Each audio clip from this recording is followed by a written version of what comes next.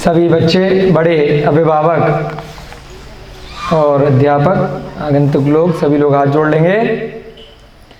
जय बोले महावीर भगवान की जय, बोले अनंतानंत सिद्ध परमेष्टि भगवानों की जय, बोले आचार्य भगवान श्री शुभ चंद्र जी आचार्य की जय, बोले पांडव पुराण की जय, बोली युधिष्ठिर, भीम, अर्जुन इत्यादि सभी केवली भगवानों की जय, बोली 22वें तीर्थंकर श्री नेमिनाथ भगवान की, उनके काल में हुए सभी मोक्षगामी जीवों की, पांडव पुराण ग्रंथ के अनुवाद करता श्री पंडित नंदलाल जी जैन विशारद जी की, इस युग के प्रथमाचार्य श्री चारित्र चक्रवर्ती आचार्य भगवान श्री शांति सागर जी महान मुनिराज की, सभी बच्चों को, बड़ों को, सबको जयदू जड़ंदो।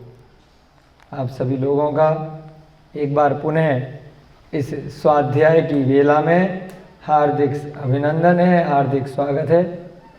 सभी बच्चे ध्यान से सुनेंगे। क्या बनाते रहते हो बेटा पेन से? रोज पेन ले लो इससे। ये अपने पूरे हाथ को बहुत पेंटिंग बनाता रहता है। हाँ, सभी छोटे मोटे बच्चे, सभी शैतानी नया करते हुए ध्यान से स्वाध्याय को सुनेंगे, ध्यान लगाएंगे तो कुछ न कुछ समझ में आएगा, कुछ न कुछ जीवन का उद्धार होगा। पांडव पुराण, जिसको कि महाभारत के नाम से भी वर्तमान में जाना जाता है, आचार्य शुभचंद्र महाराज ने जब यह ग्रंथ लिखा है, संभवतः तब तक टीवी वगैरह का आविष्कार नहीं हुआ होगा, क्योंकि सैकड़ों वर्ष पहले यह ग्रंथ लिखा गया है। ना ही टीवी पर, कौन सी वो रामानंद सागर जी की थी, किसकी थी महाभारत? रामानंद सागर जी की महाभारत भी टीवी पर नहीं आई होगी। तो उससे पहले ही उनके मन में तब भी ये शंकाएं रहीं जो वर्तमान में हमने टीवी पर देखी, प्रचलित कथाओं में, जगत में जो सर्वमान्य वर्तमान में अधिकतर लोग जो तथ्य कहते हैं वह सुन लिए। उससे जो कथाएं उस समय भी प्रचलित थी, राजा श्रेणिक के समय में, अर्थात लगभग 2500 वर्ष, 2600 वर्ष के आसपास पहले की बात है। 100 साल पहले का भी हम लोग तो थे ही नहीं, यहाँ जितने भी बैठे हैं, तो उनको 100 साल पहले का भी नहीं पता। वो भी क्या है, कुछ सुनकर के हमें पता चलता है। कुछ हमारे पिताजी ने बताया कि बेटा ये तुम्हारे परदादा जी थे, ये तुम्हारे परदादा के परदादा थे, ये ऐसे ऐसे हमारा मकान था, ऐसे उस गांव में रहते थे, उस जगह रहते थे। तो मान करके सुन लिया, समझ लिया और उसको विश्वास कर लिया। इसी प्रकार से परंपराएं, 10 परंपराएं चलती रहती हैं। कुल के माध्यम से, श्रुत के माध्यम से एक बात दूसरे लोगों तक धीरे धीरे पहुंचती है। वह पहुंचती तब है जब भाषा भी अनुरूप हो, यानी कि हमें पिछले वालों की भाषा समझ में आ जाए, पिछले वालों को उसकी पिछली वाली। तो ये चैन अगर चलती रहे तब तो हम समझ पाएंगे कि क्या वस्तु स्थिति थी, क्या बात थी उस समय। अगर बीच में कहीं पर भी कोई भाषा विलुप्त हो जाए, यानी कि मान लीजिए कुछ 1000 वर्ष पहले कोई भाषा दूसरी चलती थी और धीरे धीरे करके कालांतर में दूसरी भाषाओं का प्रभाव पड़ता गया और वह भाषा विलुप्त हो गई, तो वर्तमान में हमें समझ में ही नहीं आएगा कि 2000 साल पहले या 1000 साल पहले या 500 वर्ष पहले उन्होंने क्या कहा था, क्या बात थी। अगर लेखनी में भी कुछ भाषा के रूप में किसी विद्वान ने कुछ ग्रंथ लिख दिया, कुछ बात लिख दी कि भविष्य में काम आएगी लोगों को, परंतु यदि हमें वह बात समझ में ही नहीं आ रही वर्तमान में, अगर हम 20, 25, 50 साल के अपने अनुभव को देखें, हमारी उम्र कितनी, 40 की अभी हुई नहीं है, तो 10-15 साल के बाद थोड़ा सा पढ़ना लिखना शुरू किया, थोड़ा चीज़ों को समझना शुरू किया, और तब से अब तक ही कम से कम इतनी भाषा में परिवर्तन हो गया 20 साल के अंदर। हमने जो देखा कि जहाँ जहाँ जाते हैं वहाँ की क्षेत्रीय लोगों का, उनकी बोली का, भाषा का, लेखनी का, विचारों का प्रभाव पड़ता है।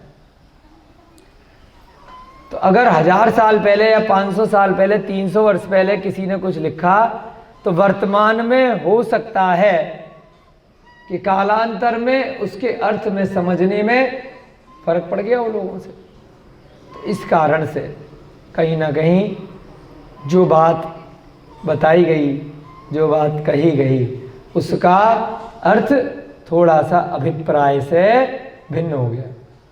यानी कि लिखना कुछ चाह रहे थे, कहना कुछ चाह रहे थे, और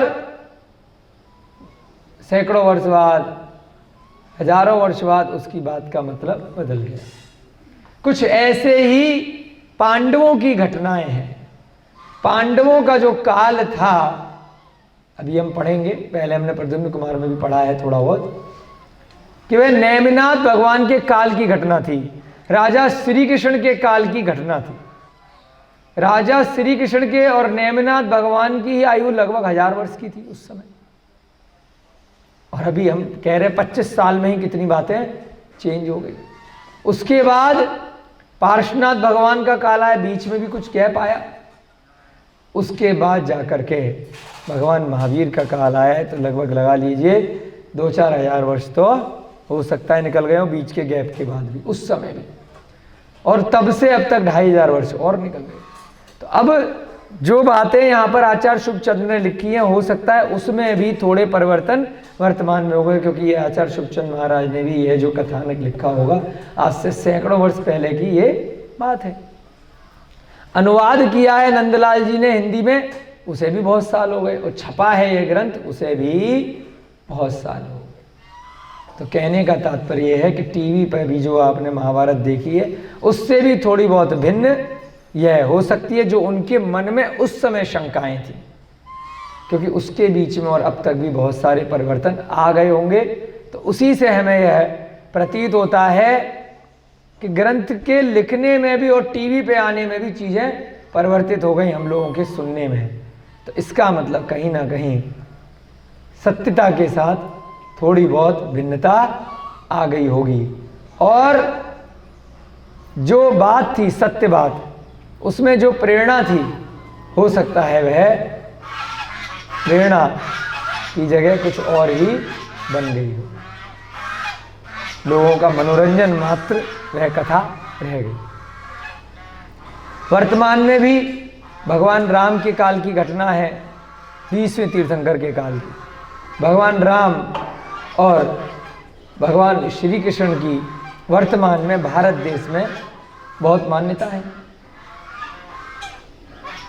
उसमें भी जो भी कथानक पिछले 150 वर्षों में बाहर निकल करके आए हैं कि भगवान राम ने ऐसे ऐसे युद्ध लड़ा, भगवान राम ने ऐसे ऐसे कार्य किए, बहुत अच्छी अच्छी बातें भी बताई जाती हैं, परंतु वह किस तरीके से बताई जाती हैं, श्रृंगार रस की उसमें अधिकता होती है। युद्ध का जो रस है, शौर्य रस है, उसकी अधिकता होती है।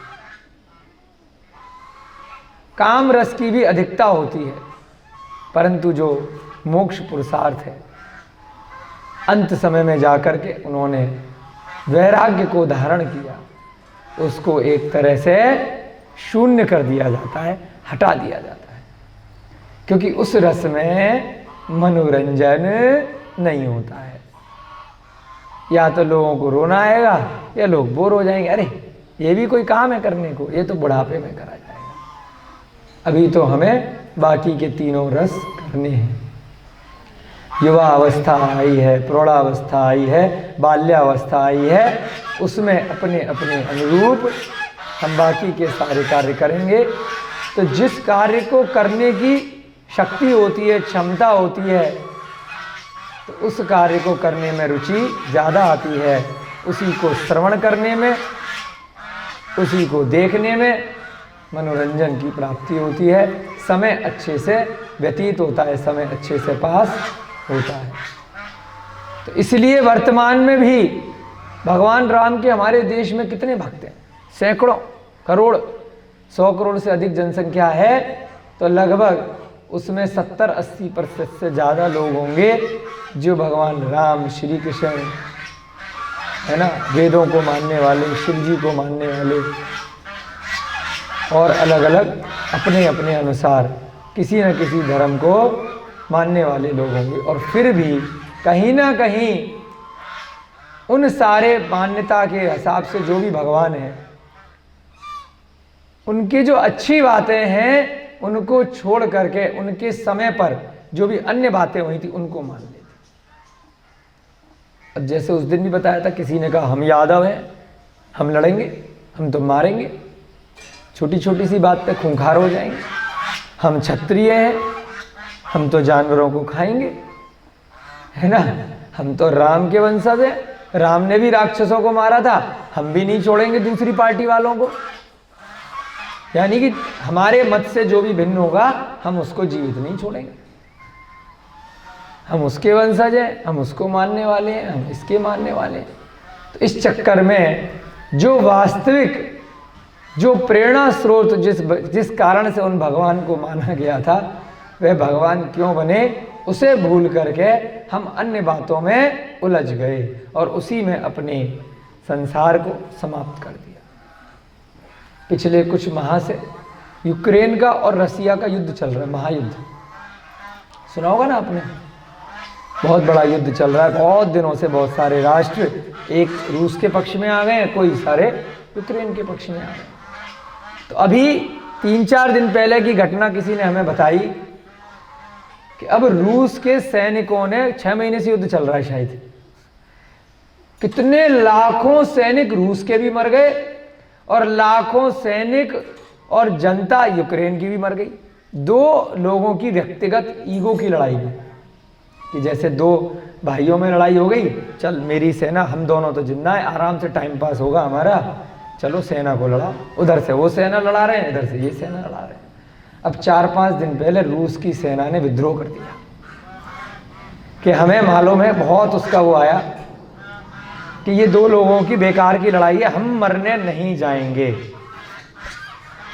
तुम हमें मार करके अपना उल्लू सीधा कर रहे हो। सेना में विद्रोह हो गया कि हम क्यों मरने जाएं फालतू में, हमारी जान ऐसी ही, आप आराम से बैठे रहो। 20 लाख लोग मरवा दिए। वो राजा मजे से उधर पुतिन साहब बैठे, इधर कोई जेलेंस्की केमेंस्की बैठे, लाखों पब्लिक 2 लोगों की लड़ाई में। उन्हें लग रहा है कि हम देश के लिए लड़ रहे हैं, उनको रटा दिया गया है ना बचपन से, देश के लिए, है ना, देश हित में जान भी दे दी तो शहीद हो जाओगे, ऐसे यहां भी रटाया जाता है। परंतु विवेक नहीं लगाते कि क्यों लड़ रहे हैं भाई, इसमें उद्देश्य क्या है, कि क्या 2 बंदरों की लड़ाई में लंगूर फायदा तो नहीं उठा रहा है, यही हो रहा है। 2 लोगों की ईगो की लड़ाई हो जाती है, तूने मेरी बात नहीं मानी, तूने मुझे ये कैसे कह दिया, चल युद्ध करेंगे। दोनों आमने सामने नहीं आएंगे, ना मरेंगे ना हथियार उठाएंगे, दोनों अपने अपने अंदर बैठे रहेंगे घर में और बस ऑर्डर देते रहेंगे, अच्छा ये मर गए, अब इसे भेजेंगे, अब उसे भेजेंगे, अब ये मिसाइल भेजेंगे, अब वो भेजेंगे, मरे जाओ, अपना बाप का क्या गया। वो लोग हथियार दे रहे हैं दूसरे देश, उन्हें पैसे मिल रहे हैं, उधर वो पब्लिक मर रही है। तो क्यों विद्रोह हुआ रूस की सेना में, कि भाई हमें मालूम, उनके ये आया कि हमें मालूम है ये युद्ध क्यों लड़ा जा रहा है, हम मरने नहीं जाएंगे।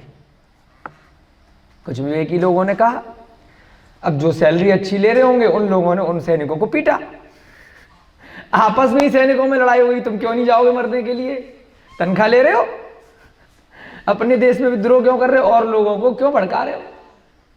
सेम काम जब अंग्रेजों के समय में हुआ था, जो क्रांतिकारी थे उन लोगों ने तनख्वाह लेकर के अंग्रेजों की सेना में भर्ती नहीं करी थी। तो उन क्रांतिकारियों को किसने मारा था, हिंदू, अपने जो भारतीय लोगों ने मारा था। कोई अंग्रेज आकर के खुद बंदूक नहीं चला रहे थे, जो लॉर्ड माउंटबेटन और जिन्होंने जालियांवाला किया, उनने खुद हाथ से बंदूक नहीं चलाई किसी ने भी, आप इतिहास खोल के देख लेना। भारतीयों ने ही भारतीयों से मरवाया था, जो तनख्वाह लेकर के बात मान रहे थे और जो बात नहीं मान रहे थे, चाहे मंगल पांडे रहे हो चाहे कोई का। आप देखो तो सही, एक आदमी था जो मूर्ख बनाता था और नौकरी पे रखता था हजारों लाखों लोगों को, भारतीयों को ही रखता था। कोई अंग्रेज वहां से नहीं आए थे हेलीकॉप्टर पकड़ करके, इतने सारे गिने चुने 10-5 लोग आए थे बस गिनतियों के। उन्होंने यहीं के लोगों को मूर्ख बना करके और यहीं के लोगों को मरवा करके 200-250 साल यहां पर शासन किया। तो क्रांतिकारी किनको बोला गया? उनको कई लोग आतंकवादी भी बोल देते हैं उस समय के, कि जिन्होंने उनकी बात नहीं मानी कि भाई हम क्यों मरेंगे, हम क्यों अपने लोगों पे मारेंगे, ये तो हमारे ही लोग हैं, हमारे परिवार के लोग हैं, हमारे देश के लोग हैं, आप हमें तनख्वाह दे रहे हो, ठीक है, तो हम तनख्वाह लेकर के इनको क्यों मारें? तो ऐसे उनको क्या कह दिया गया, भाई क्रांतिकारियों मार डालो। और किन से फांसी किससे लगवाते थे? कोई अंग्रेज अपने हाथ से फांसी नहीं लगाता था। भगत सिंह, सुखदेव, राजगुरु, ऐसे हजारों लाखों लोगों को फांसी जो लगाई गई, किसी अंग्रेज ने रस्सी नहीं खींची। जो नौकरी पर रख रखे थे ना भारतीय लोग, उस समय के हिसाब से दाल रोटी देंगे, सब्जी देंगे, है ना, और ये आपको तनख्वाह बांटेंगे, 1 आना 2 आना, उस हिसाब से। तो ऐसे ही यहां पर भी घटना चल रही है कि पांडवों की जो घटनाएं हैं उससे हमें प्रेरणा लेनी है। उस समय की जो भी घटना हुई वहां पर, तो राजा श्रेणिक के समय में भी कुछ भ्रांतियां थी, तो वो भी अपने जमाने के क्रांतिकारी बनकर के निकले कि भाई मैं बाकी की सारी बातें क्यों मानूं, जो इधर उधर प्रचलित हैं, मुझे उसमें कुछ ना कुछ डाउट होता है, क्योंकि जिसने वो बातें लिखी, सबसे बड़ा डाउट तो मुझे व्यास जी पे ही हो जा रहा है, क्योंकि व्यास जी मछली के अंदर से कैसे से जब उन्हें अपनी पत्नी की याद आई, तो उन्होंने उस याद में क्या किया, एक तांबे का पत्र मिला करके अपना वीर वहां भेज दिया कि चलो आप मेरी याद में ये इसके से आप इसकी सहायता से आपको गर्भ हो जाएगा, बच्चा हो जाएगा। तो अब कैसे भेजते? तो उन्होंने तांबे के पत्र में एक शेन पक्षी के गले में उसको बांध दिया और उसको जो है अपने जहां के निवासी थे वहां भेज दिया। अब वहां पर शेन पक्षी थक गया, जाते जाते, बाज टाइप का था, बड़ा भारी पक्षी, गंगा नदी के तट पर बैठ गया। गंगा नदी के तट पर बैठने से क्या हुआ, वहां पर दूसरे पक्षी ने देखा और दोनों में लड़ाई हो गई। उस लड़ाई के कारण से वह जो तांबे का पत्र था क्या हुआ, गिर गया नदी में, उसको मछली ने खा लिया और उस कारण से मछली गर्भवती हो गई।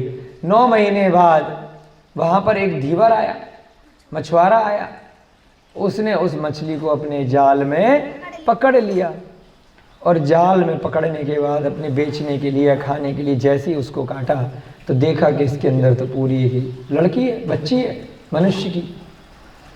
तो जैसे ही वह बच्ची निकली, उसके बाद उसको समझ में नहीं आया क्या मामला है, कोई बात नहीं, परंतु उसने उसको रख लिया कि चलो मनुष्य की है, इसको तो खा नहीं सकते, ना बेच सकते। परंतु मछली की पुत्री होने के कारण से क्या हुआ, उसके शरीर से दुर्गंध आती थी, परंतु थी बड़ी सुंदर। सुंदर क्यों थी भाई, राजा की पुत्री थी, शांतनु की पुत्री थी, तो इसलिए सुंदर लड़की निकली। तो उसके लिए उसने एक कुटिया बना दी, वहीं नदी किनारे वह रहने लगी। धीरे धीरे करके बच्ची बड़ी हो गई और बाद में अपनी जीविका उपार्जन के लिए नाव से इधर उधर लोगों को छोड़ने लगी। उसके शरीर से दुर्गंध आती थी, परंतु सुंदर बहुत थी। एक दिन पाराशर ऋषि वहां नदी से निकले, तो उन्होंने कहा भाई हमें छोड़ दो उस किनारे। तो दोनों, अब पाराशर ऋषि को उसकी शकल देख करके मोहित हो गए और दोनों का समागम हो गया। उस कारण से बाद में वह गर्भवती हो गई। जो लड़की थी, लड़की का नाम पड़ गया था मत्स्यगंधा, मछली और गंध आती है तो इसलिए मत्स्यगंधा। तो उनके एक पुत्र पैदा हुआ, उसका नाम रखा गया व्यास। व्यास बचपन में ही जैसी पैदा हुए उसके बाद अपने पिता पाराशर के पास पढ़ने लिखने चले गए और बहुत सारा इन्होंने तप साधना करके ज्ञान प्राप्त कर लिया। कुछ समय बाद क्या हुआ, मत्स्यगंधा अपना काम वहीं पे कुटिया में ही रह रही थी, पाराशर और व्यास तो चले गए थे। तो वहां पर जो उसके पिता थे, भले ही मछली से पैदा हुई लेकिन टेक्निकली जो उसके पिता थे शांतनु, वहां से निकले। तो वह उस मत्स्यगंधा को देख करके मोहित हो गए और जब मोहित हो गए तो उसने कहा बड़ी सुंदर है, चलो इससे शादी कर लेते हैं। मत्स्यगंधा से शांतनु ने शादी कर ली मोह के कारण। और फिर बाद में दोनों को पता ही नहीं था कि किसका क्या सिस्टम है, कहाँ से बच्ची आई है, तो उनसे भी उनको बच्चे हो गए। एक का नाम रख दिया चित्र और एक का नाम रख दिया विचित्र। चित्र की पत्नी हो गई अंबा, उनकी भी शादी कर दी, और विचित्र की पत्नी हो गई अंबिका, है ना।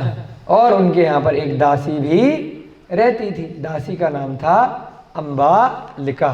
क्या नाम था? अंबालिका। ठीक है, तीन लोग इस प्रकार से उस राजमहल में रहने लग गए। 2 तो पत्नियां हो गई और एक क्या हो गई? अंबालिका, दासी। दूसरा अध्याय चल रहा है ना। इधर कुछ समय बाद काल के कारण से क्या हुआ कि शांतनु जी की उम्र पूरी हो गई, और शांतनु जी जो थे वह इस संसार से चले गए। कुछ समय बाद उनके जो दोनों पुत्र थे, चित्र और विचित्र, वो भी चले गए, उनकी भी आयु पूरी हो गई। और जब वो गए दोनों ऊपर, तब तक उन दोनों के संतान की उत्पत्ति नहीं हुई थी।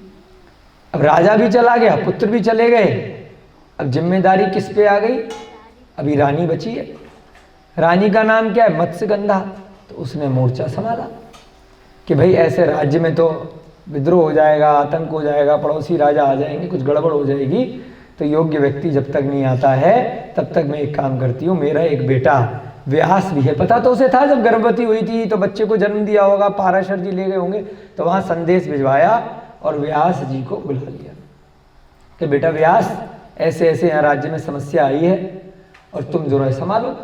उसने कहा भाई हम तो ऋषि मुनि है, हमारे बस का नहीं है, एक काम करते हैं कि मेरे पास ऐसी विद्या है कि अगर जो है आपकी जो दोनों बहुएं हैं, अब आपके पुत्र तो चले गए, दूसरे पति से मैं पुत्र हूं जिससे शादी भी नहीं हुई है पाराशर से, तो मेरे पास ऐसी रिद्धि है कि दोनों आपकी बहुएं और जो दासी भी है वो भी बड़ी अच्छी लगती है, इनके साथ में घूमती रहती है अंबालिका, वो तीनों यदि निवृत्त होकर के मेरे सामने से निकल जाएंगी तो ऐसा मैं आशीर्वाद दूंगा कि तीनों को गर्भ हो जाएगा बिना पति के। अच्छी बात है, चलो इतना गारंटी ले रहे हो तो विश्वास कर लेते हैं। मत्स्यगंधा ने ऐसे ही करा, पत्नियां भी मान गई, भाई सास के कहने में क्या करें, अब राज्य चलाने के लिए कुछ तो करना पड़ेगा। और इस कारण से क्या हुआ कि वास्तव में वह हो गया, और वह जो कौन सी पहली रानी थी अंबा, उससे कौन पैदा हुए? धृतराष्ट्र जो अंधे थे बचपन से, दूसरी से पांडु जो बचपन से ही कुष्ठ रोगी थे, और तीसरी जो दासी थी उससे विदुर जो विद्वान थे। इस प्रकार से 3 पुत्रों की उत्पत्ति हो गई। बाद में धीरे धीरे करके कुछ समय व्यास ने हेल्प कर दी होगी या मत्स्यगंधा ने राज्य संभाल लिया, कुछ समय बाद धीरे धीरे बच्चे बड़े हुए और उन्होंने राज्य संभाल लिया। धृतराष्ट्र का आया कि भाई धृतराष्ट्र ने क्या किया। हाँ, धृतराष्ट्र से पहले, धृतराष्ट्र के शादी होने से पहले एक गांधारी नाम की एक लड़की थी, उसका पहले अज आदि 100 राजाओं के साथ में विवाह हो गया। ये कैसे हो सकता है? फिर भी ऐसा हुआ, ऐसा सुना है राजा श्रेणिक ने। 100 लोगों से शादी हो गई, परंतु किसी कारण से उनके जो पिता थे भोजक वृष्टि, अपने ही पुत्रों को उन्होंने 100 की 100 को मार डाला। तो अब वह कषाय से मरने के कारण 100 की 100 पुत्र कौन बन गए? भूत बन गए। तो भूत बनने के कारण से अब उनका मोह था गांधारी से, उन्होंने गांधारी से भूत की पर्याय में संभोग किया और बच्चे पैदा हो गए। वो सारे की सारे बच्चे दुर्योधन इत्यादि 100 भाई बन गए, जिनको कौरव कहा गया, ऐसा हमने सुना है। अब उनका कोई पति तो रहा नहीं, गांधारी का पति तो भूत बन गए और बच्चे भी हो गए। कहाँ से हो गए? तो इसलिए अंधे धृतराष्ट्र से गांधारी की शादी कर दी गई। बच्चे पहले से थे, बाद में भाई अंधे हैं, कोई बात नहीं, इनकी भी कहीं शादी नहीं होनी है, उसकी भी अब कहाँ से होगी, क्योंकि इसके पति सारे के सारे मर गए। तो इसलिए धृतराष्ट्र से गांधारी की शादी कर दी गई। अब दूसरे जो भाई बचे पांडु, जिनको कुष्ठ था, उनकी शादी हो गई। कुष्ठ रोगी होने के बाद भी कुंती से और माद्री से, परंतु वो कुष्ठ रोगी थे, तो इसलिए उनसे बच्चे वगैरह कैसे होते। तो इसलिए कुंती ने किससे बच्चे कराए? एक युधिष्ठिर तो किससे कराया? धर्म के देवता से हो गया। दूसरे भीम किससे हो गए? वायु के समागम से, हवा से ही हो गए भीम। और तीसरे अर्जुन इंद्र के समागम से हो गए कुंती को। और एक जो है कर्ण सूर्य देवता से हो गए। तो देवता आकर के मनुष्यों के साथ समागम कर रहे हैं, समझ में ही नहीं आ रहा है। उनके पास अपनी देवियों की कमी रह गई क्या? कोई बात नहीं। उसके बाद अब दूसरी रानी थी माद्री, तो माद्री ने आश्वनेय देवों के साथ संबंध बनाया, क्योंकि भाई पांडु तो कुष्ठ रोगी थे, उनसे तो बच्चे होते नहीं। तो माद्री ने क्या किया? अग्निशेय देवों के साथ आश्विनेय देवों के साथ नकुल और सहदेव हो गए माद्री को। हमारे समझ में नहीं आ रही बात में कितनी सत्यता है। राजा श्रेणिक ऐसा कह रहे हैं, लेकिन सुनने में यही आ रहा है। इसके अलावा मैंने ये भी सुना है कि जो भीम है बड़े बलशाली थे, 30 मन अनाज एक ही दिन में खा जाते थे। और हमने ये भी सुना कि गांगे भीष्म, एक तो भीम अलग हैं और भीष्म अलग है, दोनों में फर्क है। भीम तो क्या है, कुंती के पुत्र हैं, और एक भीष्म अलग है, पितामह भीष्म, गांगे भीष्म। तो वो गांगे भीष्म नाम इसलिए पड़ गया क्योंकि गंगा के बच्चे हैं। नदियां भी बच्चे देती हैं क्या? अगर नदी बच्चे पैदा करने लग जाएंगी तो फिर लोग शादियां क्यों करेंगे, इतनी टेंशन क्यों लेंगे? पति को भी पत्नी की इतनी टेंशन, और पत्नी भी हमेशा परेशान रहती है, पत्नी को भी पति से इतनी टेंशन है, सर पकड़ के रहती है, दोनों परेशान रहते हैं, जिंदगी भर लड़ते रहते सर पीट करके। तो ऐसे ही बच्चे हो जाएंगे, दोनों खुश खुश रहेंगे। तो फिर ये बात समझ में नहीं आई। तीसरा उन्होंने पूछा कि भाई द्रौपदी के बारे में भी हमने सुना है, पांडवों के यहाँ द्रौपदी भी थी एक रानी, और द्रौपदी जो थी 5 की पत्नी थी। एक सती, हमने ये भी सुना है ग्रंथों में कि बड़ी सती थी, बड़ी विद्वान थी, बड़ी धार्मिक थी। तो वह सतीवता कैसे रहेगी फिर, अगर उसकी 5 पति होंगे? अगर मान लिया जाए युधिष्ठिर पति हैं, तो बाकी के 4 छोटे उसके पुत्र के समान हो गए, जेठ के, मतलब पति के जो भाई हैं देवर हो गए, तो देवर पुत्र के समान हो गया। तो पुत्र के साथ कैसे रहती थी फिर, जैसे पति के साथ रहती है। छोटेों के साथ रहेगी तो बाकी के युधिष्ठिर बड़े हो गए, तो वो तो बड़े पिता समान हो गए। और उन बच्चों के लिए यदि हम युधिष्ठिर के साथ में हैं तो हम भाभी माँ हो गई, तो फिर वो पति कैसे बन जाएंगे? ये कन्फ्यूजन समझ में नहीं आ रहा। 5 भाई एक हट्टे एक घर में। एक कथा और सुनने में आती है, सत्य की नहीं है पता नहीं, कि जब वो जीत करके लेकर के आए स्वयंवर में द्रौपदी को, तो एक ने कहा माँ देखो हम तुम्हारे लिए कुछ लाए हैं। तो माँ ने कह दिया, वो खाना बना रही थी कि जो भी लाए हो बांट करके खा लो। ऐसी हवाबाजी कथाएं, वो उनमें कुछ लगता नहीं है, मनोरंजन वाली है। अब कोई ऐसे माँ के कहने पर कोई पत्नी को बांट करके खा लेगा क्या? जो भी ले मिल बांट लो। इतने विवेकशील तो पांडव भी होंगे ना, जब उन्हें भगवान मानते, इतनी पूजा करते हैं कि वह पत्नी को बांट लेंगे। तो ऐसे इतनी छोटी छोटी सी मनोरंजन की चुटकुलों वाली कथाओं से विश्वास लोग कर लेते हैं।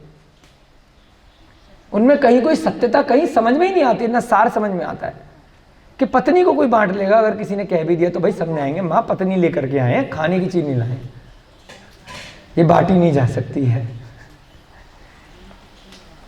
प्रचलित है वर्तमान में कथा, बहुत प्रचलित है, बचपन से अभी सुन रहे हैं कि इसलिए 5 पति हो गए। कुंती ने कह दिया था चौके में खाना बना रही। हो सकता है टीवी पे भी यही दिखा दी हो, तो कोई बहुत बड़ी बात नहीं है ना, लोगों ने मान ली। ऐसे आपके उसको अगर आप कॉपी करने लग जाओ अपने घर में, हम तो माँ की सारी बात मानते हैं कि भाई कुछ भी लेकर के आए हो, माँ ने कह दिया बांट लो, तो बांट लोगे क्या हमेशा के लिए? ऐसे थोड़ी होता है। अपना विवेक भी लगाना है कि इन ये कहीं से भी कहीं तक किसी भी धर्म में, किसी भी मत में ये चुटकुला ही है, बस उससे आगे नहीं बढ़ सकता। परंतु फिर भी लोग अपनी बातों को सत्य सिद्ध करने के लिए उस चुटकुले को सत्य कहते हैं। जैसे कि हमने बताया ना कि भाई चप्पल जूते बाहर उतार दिए तो उससे पहचान लिया कि द्रौपदी है, अभी अंदर, तो बाकी के भाई बाहर वेटिंग रूम में इंतजार कर रहे। अरे यही काम रह गया क्या? तो ये चुटकुले बनाए जाते हैं धर्म की खिल्ली उड़ाने के लिए। उसी को लोग अपने ही धर्म की स्वयं खिल्ली करने के लिए सत्य मान लेते हैं, अपनी मत की खिल्ली करते हैं खुद ही। तो ऐसे नहीं मानना चाहिए। तो यहां पर भी यही आया, राजा श्रेणिक ने भी पूछा कि भाई ऐसे कैसे हो सकता है? हे भगवान, उक्त कथा को सुनकर या कहकर लाभ करने की इच्छा करना उसी प्रकार है जैसे बालू से पैर कर तेल लगाना। क्या उदाहरण दिया राजा श्रेणिक ने कि ये सारी कथाएं मेरे तो सर के ऊपर से जा रही है, जैसे गधे के ऊपर सींग। जैसे कोई कहे कि बालू को पीस करके तेल निकाल दो, तो हमने तो भैया खूब देख लिया बालू से तेल नहीं निकल सकता। ऐसे ही इन कथाओं से हमें धर्म लाभ कुछ नहीं होगा, सिर्फ चुटकुलेबाजी हो सकती है, मनोरंजन टाइम पास हो जाएगा पान की दुकान पर बैठ के, परंतु हमारी आत्मा का कल्याण नहीं हो सकता। ऐसा हमें लगता है। राजा श्रेणिक ने ऐसे कुछ प्रसंग रखे कि जैसे कि बालू से तेल निकालना, ऐसे ही इनसे कुछ धर्म लाभ होना ऐसा संभव तीन काल में भी नहीं है। मनोरंजन हो सकता है, इसमें कोई दो राय नहीं, चुटकुलों से भी होता है ना। हाँ, ये टीवी पे कपिल शर्मा और पूरे दिन शो चलते हैं, टाइम पास तो बढ़िया होता है, लेकिन अगर चिंतवन करोगे उस शो का बाद में, तो पूरे दिन पे टीवी में पूरे दिन आपने न्यूज चैनल देखा, हाँ ही पूरे दिन टीवी सीरियल देखे, पूरे दिन आपने 24 घंटे में से 1 घंटे 2 घंटे सो लिए, बाकी के हमने 20 घंटे 22 घंटे मोबाइल पे आपने वीडियो देख ली। उसके बाद अगर 5 मिनट चिंतवन करना कि हमने 10 घंटे मोबाइल में देखा इतने यूट्यूब और इधर उधर चुटकुलेबाजी, उससे हमारे को लाभ क्या हुआ? कुछ भी नहीं होता। सालों से अखबार पढ़ते हुए आ रहे हैं, पूरे इतने मोटे, पहले तो अखबार 4-5 पेज के होते थे, जब हम आगरा रहते थे 8 पेज का अखबार होता था, अब तो 40-50 पेज का अखबार होता है। प्रतिदिन पढ़ते हैं 2-2 घंटे तक लोग, अंग्रेजी का अलग, हिंदी का अलग, रीजनल, कई अलग प्रांतों में रह रहे रीजनल भाषा का अलग। पहले भी मीडिया में बड़ा चढ़ा के बोलते थे। पहले हमारे समय में, मान लो हम ज्यादा बूढ़े नहीं हुए, फिर भी 20 साल पहले हमें याद है, समाचार रात को DD1 पे 10 मिनट का आता था, उसी 10 मिनट का अंग्रेजी में आ जाता था, उसी का फिर उर्दू में आ जाता था, फिर सांकेतिक भाषा में आता था 10 या 5 मिनट का। हाँ, रात के समय 8 बजे के आसपास आता था, और पूरे दिन कोई न्यूज नहीं आती थी, एक ही चैनल होता था। क्या आपको देश की खबरें नहीं पता होती थी? क्या अभी आप 50 चैनल पर पूरे दिन 24 घंटे वाले देखते तभी पता चल रही है? सारे देश की सारी सारभूत खबरें आपको उस 10 मिनट में सब मिल जाती थी, एक एक लाइन में वह आज के मुख्य समाचार, ऐसे वो स्त्री बोलती थी, आज के मुख्य समाचार एक एक लाइन बोलती थी बस। अब तो बड़ा चढ़ा के बोल दिए, 1 घंटा बढ़ गया। आज 50 से 100 चैनल हो गए में तो कोई बहुत बड़ी बात नहीं है। 150-200 भी हो भाई नहीं, न्यूज चैनल की बात कर रहे हैं। 50-60 तो भारत देश में न्यूज चैनल है 24 घंटे वाले, और 10,000 से ज्यादा अखबार है 20 प्रतिदिन वाले। एक एक अखबार में 40 से 50 पेज हैं। उसके बाद इतनी सोशल मीडिया है, इतने यूट्यूब चैनल है, लाखों तो यूट्यूब चैनल है जिसमें 24 घंटे न्यूज चलती है। आप थकोगे नहीं, इतनी न्यूज है। कहां कहां तक किस किस के समाचार लोगोगे, देश दुनिया में क्या हो रहा है। अगर आप चिंतन करके देखोगे कि हासिल क्या हुआ, कि हमें इतने समाचार सुनकर, इतने पागलों की तरह 24 घंटे टीवी देख करके, जो हम 5 मिनट में, हम ज्यादा पुरानी घटना थोड़ी बता रहे हैं, 20 साल पुरानी घटना बता रहे हैं, 15-20 साल। उससे पहले केबल टीवी होता ही नहीं था, डिश चैनल, एक चैनल 10 मिनट की न्यूज, तब भी पूरे देश में चल रहे थे ना लोग, काम चल रहा था नहीं चल रहा था, मोबाइल नहीं था तो मकान भी बन रहे थे, दुकान भी थी, मंदिर भी बन रहे थे, लोग सब काम कर रहे थे। परंतु अब शांति नहीं, और न्यूज चाहिए, और न्यूज चाहिए, 24 घंटे की न्यूज चाहिए। पागल हो गए समाचार सुन सुन करके। तो कहने का तात्पर्य है, यह से राजा श्रेणिक ये कह रहे हैं कि उन सब घटनाओं को सुन करके हमें कुछ धर्म का लाभ नहीं हो रहा, बस समय पास हो रहा है। पैदा हुए और सुन करके सैकड़ों वर्ष की भी आयु हो गई, मर जाएंगे। अगले भव का कुछ नहीं पता, इस भव में भी कुछ नहीं किया, पूरे दिन न्यूज़ सुनते रहे, अखबार पढ़ते रहे और मर गए। 4 आदमी आएंगे उठा करके ले जाएंगे, 4 आदमी वहाँ आएंगे, 2 आदमी दिखावे के आंसू बहाएंगे, 2 आदमी वहाँ घर गृहस्थी की कहानियाँ करेंगे वहाँ शमशान घाट पे। अच्छा आदमी था, चला आ गया, बस इससे ज़्यादा क्या होगा। 4 दिन बाद दावत हो जाएगी, तेरी हो जाएगी, उसके बाद अपने अपने काम धंधे पे सब हम भी चले जाएंगे। तो यहाँ किस लिए स्वाध्याय कराया जा रहा है? यहाँ टाइम पास के लिए नहीं कराया जा रहा है कि आपका 1 घंटा 2 घंटा टाइम पास हो जाएगा। राजा श्रेणिक भी गौतम गढ़धर से टाइम पास के लिए नहीं पूछ रहे हैं कि मेरा 1 घंटा, भगवान महावीर आ गए हैं, चलो विपुलाचल टाइम पास हो जाएगा। वह अपने कल्याण के लिए और जितनी भी पब्लिक बैठी उसके कल्याण के लिए धर्म का सत्य स्वरूप सुनने के लिए आए हैं, मनोरंजन के लिए नहीं आए हैं, टाइम पास करने के लिए नहीं आए हैं। तो इसीलिए ये जो मिथ्या बातें हैं उन्होंने पूछी हैं कि ये मिथ्या बातें जो मेरे को लग रही हैं, डाउटफुल लग रही हैं, शंका हो रही है, तो वह उनमें कितनी सत्यता है मुझे बताओ। क्योंकि यह बिल्कुल ऐसी कथाएं हैं जैसे बालू में से तेल निकालना। इसलिए हमने आप लोगों को वर्तमान पर्याय में बताया कि अभी तो 50 चैनल हैं न्यूज़ के, आने वाले समय में 500 हो जाएंगे, है ना। कभी कभी टीवी खोल लेते हैं वो जिनवाणी चैनल पे वो देखने के लिए, तो जब लिस्ट आती है ना तो 2000 चैनल हो गए, 2500 कुछ चैनल की लिस्ट आती है आजकल, टाटा स्काई वगैरह जो भी वो आता है चैनल का, 2000 से ऊपर चैनल हो गए। आदमी पागल हो जाएगा देखते देखते। वो तो वाले जो सैटेलाइट चैनल है टीवी वाले, और यूट्यूब सोशल मीडिया के जो यूट्यूब के चैनल तो लाखों करोड़ों हैं। कहाँ तक देखोगे, कितना देखोगे, उससे कुछ हासिल नहीं होगा, बस इतना बताना चाह रहे हैं। यह जो कोहिनूर है ना, यह आपके पुण्य से आपको उन 2000 में से एक मिलेगा, या उन लाखों करोड़ों में से पुण्य से मिलेगा। कोहिनूर का जो हीरा होता है ना, उससे भी महंगा है ये रत्नत्रय के स्वरूप। ये जो स्वाध्याय है यह अपने आप मिलेगा, अचानक से मिलेगा, आपके पुण्य से मिलेगा। धक्का मार करके जबरदस्ती कहीं नहीं पहुंचाया जा सकता। जैसे कोई खान में सोना मिल जाता है ना, हीरा मिल जाता है, तो वो आप पहाड़ को खोदते रहो कि चलो पहाड़ों में ये चीज़ मिलती है, सारे पहाड़ खोद डालो, मिल जाएगा क्या? मान लो अगर पूरा की पूरा पहाड़ खरीद लिया और एक हीरा मिल भी गया, उससे ज़्यादा जितने का आपका वो हीरा या सोना बिकेगा, उससे ज़्यादा तो पहाड़ को खोदने में खर्चा आ जाएगा। तो फायदा क्या होगा? तो वो तो लॉटरी की तरह से मिलता है, पुण्य से मिलता है, अचानक से, बिना किसी खर्चे, रत्न जिसे बोलते हैं। ऐसे ही जो रत्नत्रय है ना, वो खर्चा करके नहीं मिलेगा, वो पुण्य से मिलेगा, अपने आप मिलेगा, निमित्त से मिलेगा। और उस निमित्त को जो बुना दोगे, आप लोगों को सबको ये निमित्त मिला है, हमें ये निमित्त मिला है। तो ऐसे ही राजा श्रेणिक ने वहां पर पूछा कि जिस तरह बालू से तेल निकलना असंभव है, उसी तरह उक्त कथाओं में सत्यता का होना भी असंभव सा लग रहा है। उनको खुद ही लग रहा है कि भैया मुझे लगता है कि यह सत्य बात नहीं है। फिर उन्होंने एक बात और जोड़ी, अच्छा चलो मान भी लिया जाए कि कोई व्यक्ति शिला पर बीज बो दे। अभी उनका ही क्रॉस क्वेश्चन चल रहा है, अभी बात कर रहे हैं ना उनसे।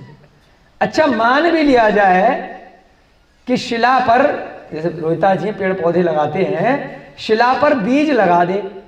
बीज काय में लगेगा? आप लोग तो किसान हैं, मिट्टी में लगेगा, पानी डालनी पड़ेगी, योग्य जलवायु होनी चाहिए। अगर किसी ने शिला पर बीज लगा दिया गड्ढा करके, जबरदस्ती या उस पर रख दिया, मान लिया, एवं उससे वृक्ष तथा फल की आशा करने लग जाए, बैठा रहे, पानी डालता रहे शिला पर, तो क्या वह अपना मनोरथ सिद्ध कर सकता है?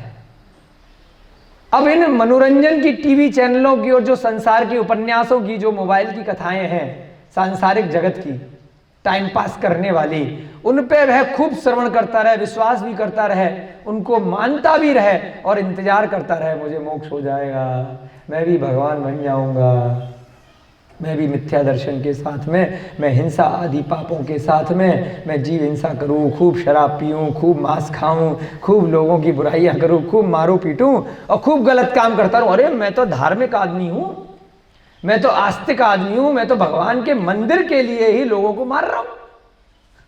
जो मेरे भगवान को नहीं मारेगा वो क्या है? वो तो काफिर है। वो अन्यमति हो गया, इनको इस धरती पे रहने का कोई अधिकार नहीं है। मैं तो चाहे उसके लिए आतंकवादी बन जाऊं, चाहे मैं बम ब्लास्ट कर दूं, चाहे मैं खुद की आत्मघात कर लूं, पर मुझे तो जन्नत मिलेगी, क्योंकि मैंने अपने मत का विरोध करने वालों को मार डाला। तो क्या उसका मनोरथ सिद्ध हो पाएगा? तो यही इनडायरेक्टली उस समय के हिसाब से अब वर्तमान में ये काम चल रहे नहीं चल रहे, लोग लाखों लोगों को मार डालते हैं कि भाई ये काफिर, मेरे वाले नहीं मान रहे। मतलब भगवान के नाम पर युद्ध लड़ रहे बेफिजूल में। भगवान ने कहा मारो, हाँ ये मेरे वाले भगवान को नहीं मानता है इसलिए मैं मारूंगा। अगर वो बलशाली है वो तुम्हें मार देता है आकर के, वो पलट के वो मारेगा, अच्छा तू मारेगा, हम भी मारेंगे, हो गया युद्ध, हो गया, मजा आ रहा है। मजा किसका आ रहा है? न्यूज चैनल वालों का। लग गई आग, मर गए 200-500, वाह अब 2-4 दिन बढ़िया से टीआरपी मिलेगी, बढ़िया से। बाकी जो 200 यहां मरे, 200 वहां मरे, 200 करोड़ मूर्ख बनकर के टीवी पे देखेंगे, वो हमें पैसे देंगे, आनंद आएगा उनको, इतने मरे उतने गए। यही तो होता है ना। हुआ दिल्ली में खूब हुआ पिछले साल। कहां से पैसा आया? वो टीवी पे जो देख रहे हैं ना उस मनोरंजन से, वहां से उनकी दुकानें चल रही, वहां से वो पैसा बांट रहे हैं फिर कि और करो। होता है, टीवी चैनल वाले भी बांटते हैं कि बढ़िया न्यूज बनेगी, चलो कोई दिक्कत नहीं है। एक तो मूवी बन गई बिल्कुल ऐसी कि टीवी चैनल वाले का टीवी चैनल लॉन्च होना था, उसने एक पानी का जहाज ले जाके कई लोग मार दिए कि चैनल लॉन्च पे सबसे पहले खबर मुझे मिलेगी, कि इतने लोग मर गए। पानी के जहाज में लोगों को ले गया, बड़ा प्रचार किया उसका, और उसके बाद भाई सबसे पहले खबर किसको मिलेगी? उसी का। अरे सबसे पहले मैंने दिखाया, सबसे उसको पहले से पता था यहाँ इतने लोग मरेंगे। पानी का जहाज डुबो दिया ले जाके, पब्लिक को मार दिया। सबसे पहले मेरी खबर आई, सबसे पहले मेरी खबर आई, चल गया चैनल, लोग निपट गए, हो गया काम। ऐसे ऐसे करते हैं लोग कांड, वास्तविक बात बता रहे हैं। चैनल लॉन्च किया था किसी ने ऐसा, आपको थोड़ी मालूम है कि चैनल वाले ने, अखबार वाले ने ये न्यूज निकाली है, आपको क्या पता? भाई बम फट गया, भाई आग लग गई, खबर चल रही, सबसे पहले उसी के पास आई है तो सबसे पहले उसी को देखेंगे।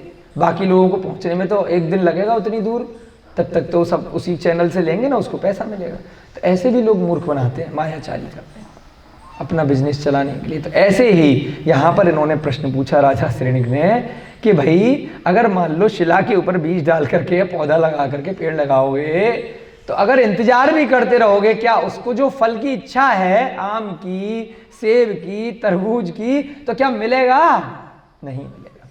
इसी तरह उक्त कथाओं से किसी को भी किसी तरह का लाभ होना, मुझे तो ऐसा लग रहा है असंभव ही कहा जाएगा। फिर भी आप बड़े विद्वान हैं, आप साक्षात गौतम गणधर हैं, आप मेरी शंका का समाधान कीजिए। इसके साथ ही साथ मैं शॉर्टकट में आपसे कुछ और हेडिंग जैसे समाचार हमने बताया ना DD1 वाला, अभी तो उन्होंने पूरा बढ़िया से प्रश्न पूछ लिया, फिर कहा मैं थोड़ा हेडिंग वाली शॉर्टकट में भी 8-10 बातें और मेरे मन में डाउट हैं, वो भी जल्दी जल्दी से पूछ लेता हूं, बाकी आप विस्तार से खुद बता देना। हे भगवान, इन प्रश्नों के अतिरिक्त मेरे मन में कुछ अन्य संदेह भी छोटे छोटे आ रहे हैं, उन्हें भी मैं आपसे निवेदन करना चाहता हूं, कृपया उन पर भी प्रकाश डाल करके मेरे संदेह का निराकरण कर देना।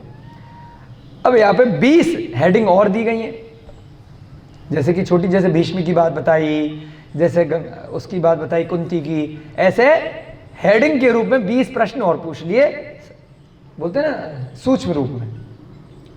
गांगे भीष्म का महात्म्य, ठीक है गंगा से वो पैदा हो गए, उनका क्या महात्म्य था। अब भाई प्रश्न ज्यादा पूछेंगे तभी तो ज्यादा उत्तर मिलेगा, पता चला जितना पूछा उतनी बातें बता दी, फिर बैठ गए चुप।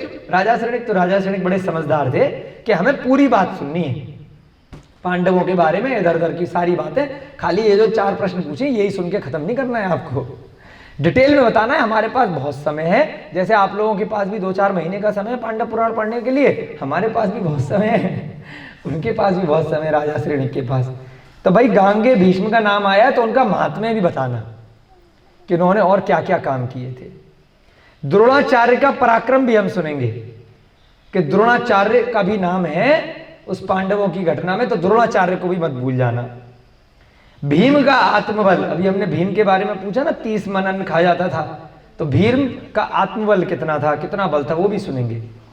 हरिवंश की उत्पत्ति, हरिवंश के बारे में हमने सुना है कि पांडव पीछे से हरिवंश के थे, वो भी पूरा सुनाना आप हमें।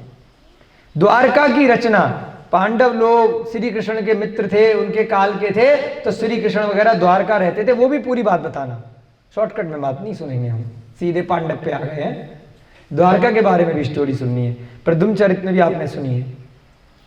श्री कृष्ण एवं श्री नेमिनाथ भगवान की घटना, हमें श्री कृष्ण की बात भी सुननी है, अकेले हमारा पांडव से काम नहीं चलेगा, ठीक है। और उनके काल में नेमिनाथ भगवान के बारे में भी सुना है कि उसी काल में थे, उनके बारे में भी बताना। जरासंध का विनाश, हमने सुना है कुछ कुछ श्री कृष्ण और जरासंध की भी बातें होती थी, वह भी बताना। कौरव और पांडवों का परस्पर बैर, एक तरफ तो कहते दोनों भाई थे, एक तरफ लड़ाई हुई, वो भी बताना हमें। बैर के कारण पर प्रकाश, उन दोनों का बैर क्यों था, क्यों लड़े वो दोनों, क्या बात हुई। पांडवों का विदेश गमन, उसके बाद पांडव जो है आग लग गई, वो सारी घटना, और वो विदेश क्यों गए, वहां से क्यों भागे, और पुनः आगमन, वापस क्यों आ गए फिर। द्रौपदी का हरण, हमने सुना है द्रौपदी का चीरहरण हुआ, द्रौपदी का हरण हुआ, वो सब चीजें हमें सुननी। मथुरा की दशा, श्री कृष्ण जब मथुरा के थे तो वहां कैसे पहुंच गए पांडव के पास, क्या कंफ्यूजन है भाई। श्री कृष्ण की मृत्यु, श्री कृष्ण बाद में मर गए, इतने बड़े पराक्रमी थे, वो कैसे मर गए भाई। और उसके पश्चात पांडवों का भगवान नेमिनाथ के पास जाना, ऐसा भी हमने बीच बीच में लोगों से सुना है कि वो नेमिनाथ के पास चले गए श्री कृष्ण के मरने के बाद में पांडव। फिर वहां पे पांडवों के पूर्व भावों का वर्णन, वो भी हम सुनेंगे।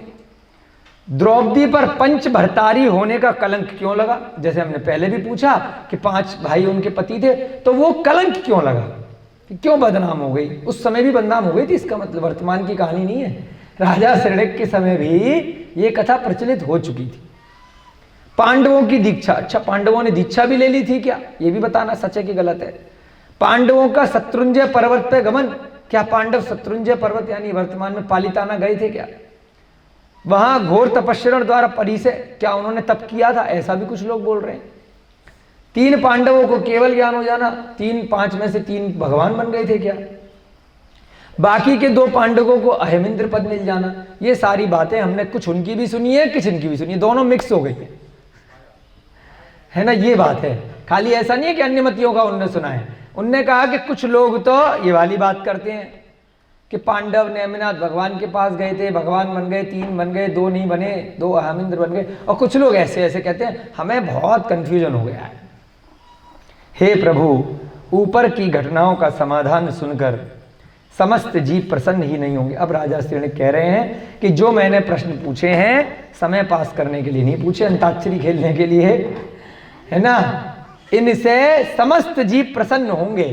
खाली मैं ही प्रसन्न नहीं होऊंगा, जितने भी यहाँ बैठे हैं सब प्रसन्न हो जाएंगे। और प्रसन्न होने के साथ साथ जो मिथ्या प्रचार हो रहा है, कुछ डाउटफुल स्थिति बन गई है, कुछ शंकाएं लोगों के मन में बन गई हैं, उसका विनाश होकर के सत्य का प्रकाश होगा।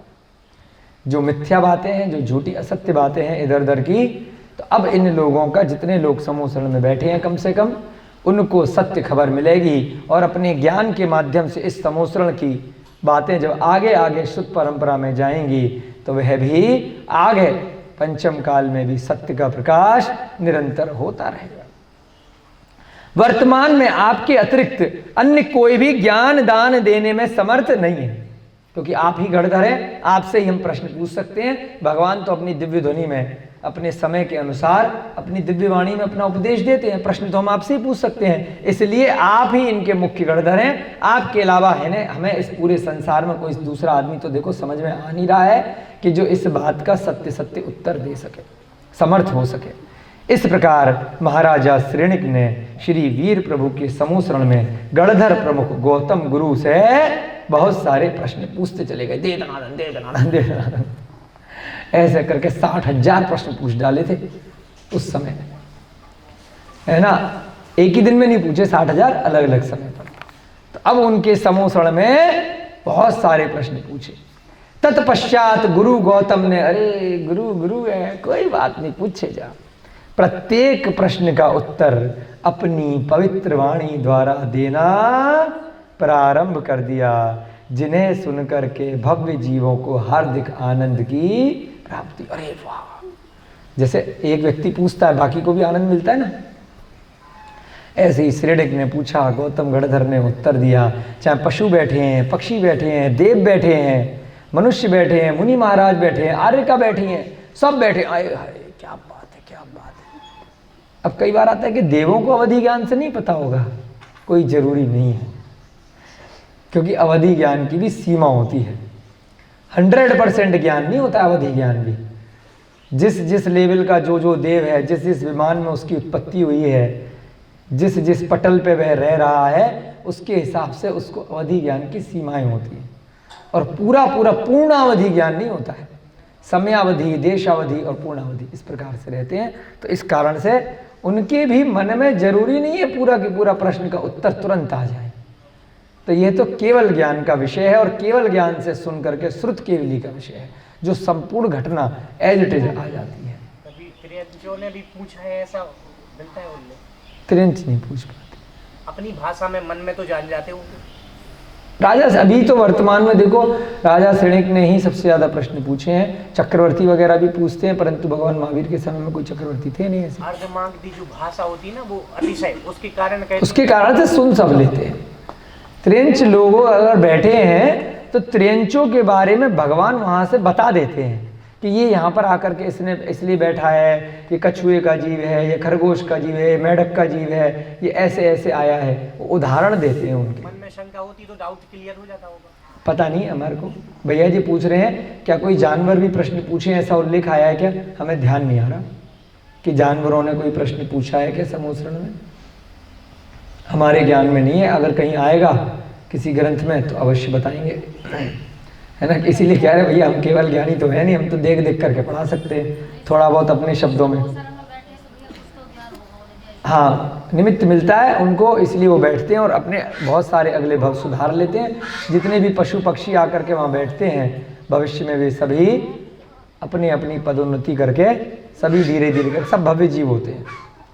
ये हम गारंटी नहीं ले सकते कि समोसर में सारे बैठे हैं तो सारे तुरंत मोक्ष हो जाएंगे, परंतु हाँ भव्य जीव तो वो होते ही हैं, तभी वहाँ बैठ पाते हैं।